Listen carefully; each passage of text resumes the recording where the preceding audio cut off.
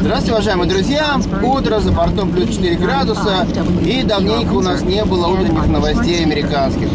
Давайте слушать. Howard Center, offering suicide prevention booklets to individuals, families, caregivers, and health professionals. At howardcenter.org, help is here. And Young Writers Project, an organization working to inspire, mentor, publish, and promote young writers and artists. youngwritersproject.org.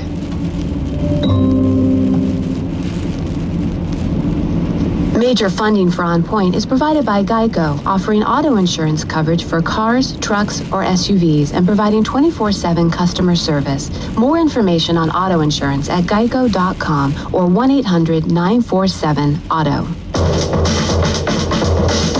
From NPR and WBUR Boston, I'm David Folkenflik, and this is On Point. We have at last registered we've entered an era unknown by just about anyone alive today, one of contagion and of fear. One where the people blocking experts often stand at the top tiers of government. On Point is covering the science, the economics, and the social implications of the spread of the coronavirus. Today, as ever, we're here to sift fact from fallacy in medicine, policy, and presidential politics. Up next on Point, our weekly Reporters Roundtable in the age of coronavirus. First, this news. Live from NPR News in Washington, I'm Corva Coleman. Stocks opened higher this morning as investors look to Washington for some relief in the face of the growing coronavirus. NPR's Scott Horsley reports the Dow Jones Industrial Average jumped more than 1,000 points at the opening bell. Major market indexes rebounded sharply in the first few minutes of trading. Stocks regained some of the ground they lost on Thursday in the biggest one-day rout since 1987. Investors are hoping that Congress and the White House can agree on a package to help prop up the economy, even as workers and consumers try to adjust to growing restrictions put in place to control the coronavirus pandemic. Lawmakers have been working on a plan that would include more food stamps, unemployment insurance, free testing for the virus, and help for states facing higher health care costs. The House is expected to vote on the measure as early as today.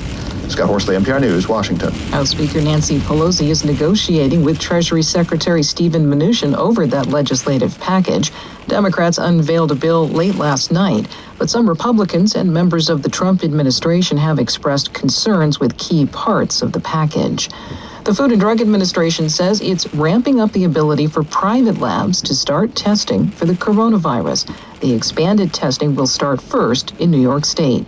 Dr. Anthony Fauci, director of the National Institute for Allergy and Infectious Diseases, says the private sector will help boost the number of test kits available in the U.S. I'm not saying that anyone and everyone, I'm saying it's going to be markedly improved. And what has changed is that there's been a major involvement of the private sector. The companies that generally do these kinds of tests for a living are now going to be major league involved in getting this available to the public. He spoke to MSNBC. Iraq has condemned U.S. airstrikes on a militia backed by Iran.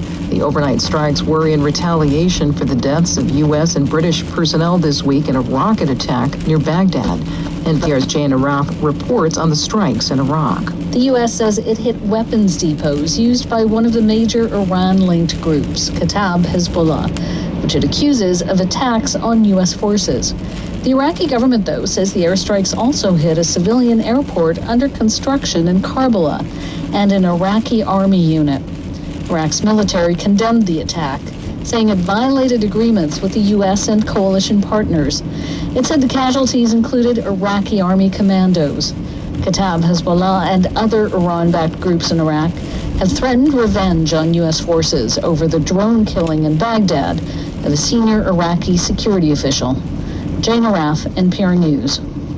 On Wall Street, the Dow is up 678 points, or more than 3%. The Nasdaq is up 254 points, or 3.5%. This is NPR. Support for NPR comes from NPR stations. Other contributors include Capital One, offering a variety of credit card options with features for a range of customers, from поразительно. Я ожидал, что будут новости по поводу того, что президент Трамп закрывает воздушное пространство, что сколько-то было заражено там и так далее. Нет. Экономика, так сказать, военные новости. Биржа отыграла падение, которое было несколько дней назад. И, собственно, как себя ведут американские военные в Ираке.